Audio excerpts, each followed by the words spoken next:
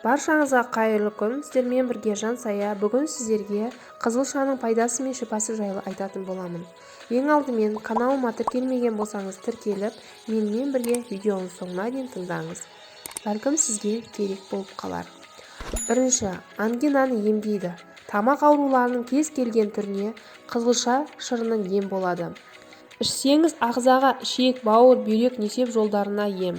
Тамағы ауырып, жөтел асқынғанда ойланбай қызылша шырынымен тамағыңызды шайыңыз. Ал мұрын, бет бітеліп, гайморит мазалағанда қызылша шырынының 5-6 тамшысын тамызыңыз.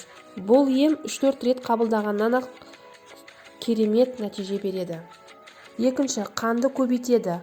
Қан аздық кезінде де ең керемет ем болатын қызылша шырыны екенін ұмытпаңыз. Қанды көбейту үшін 1 стакан қызылша шырыны мен 1 ас қасық таза балды араластырып, күніне 3-4 рет қабылдаңыз. Үшінші, миды жақсартады. Жасың ұлғайған сайын адамның миы шаршап, өзінің жұмысын қалыпты жүргізе алмайды екен. Осы кезде есте сақтау қабілетін нашарлауы, ұмытшақтық секілді жайсыздықтар пайда болады.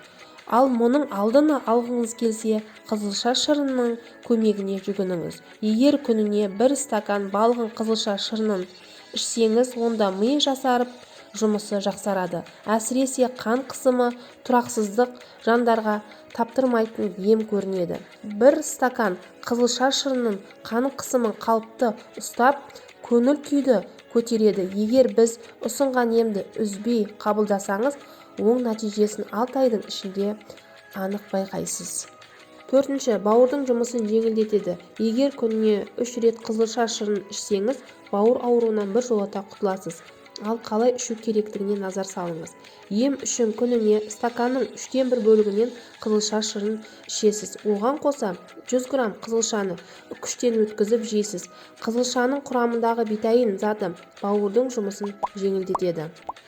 Бесінші, бұлшықетті қалпына келтіреді. Қызылша шырыны бұлшықеттің ауруын басады әрі қатайтады. Спортпен айналысатындарға күніне кем дегенде 200 грамм балғын қызылша шырынын ішуге кеңес береміз. Алтыншы, онкологиялық аурулардың алдын алады. Егер сізде онкологиялық аурулардың белгілері біліне бастаса, дереу қызылша шырынын ем ретінде қабылдауға әдетке айналдырыңыз. 7 күн ішіп, қайта тексеруден өтіңіз. Өз көзіңізге өзіңіз сенбейсіз. Өйткені қызылша шырыны сіздегі онкологиялық клеткаларды қалпына келтіріп, аурудың алдын алады. 7. Шлактан тазалайды. Қызылша шырынының көмегімен ағзаны улы шлактардан тазалауға болады. Ол үшін аш қарынға 1-2 ас қасық қызылша шырынын ем ретінде қабылдаңыз.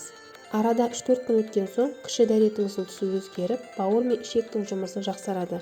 Нәтижесінде теріңіз жасарып, ағзаңыз керек емес шлактардан тазарады. Каналым ұнаса, каналыма тіркеліп, қоңырауша белгіні басып қойды ұмытпаңыз.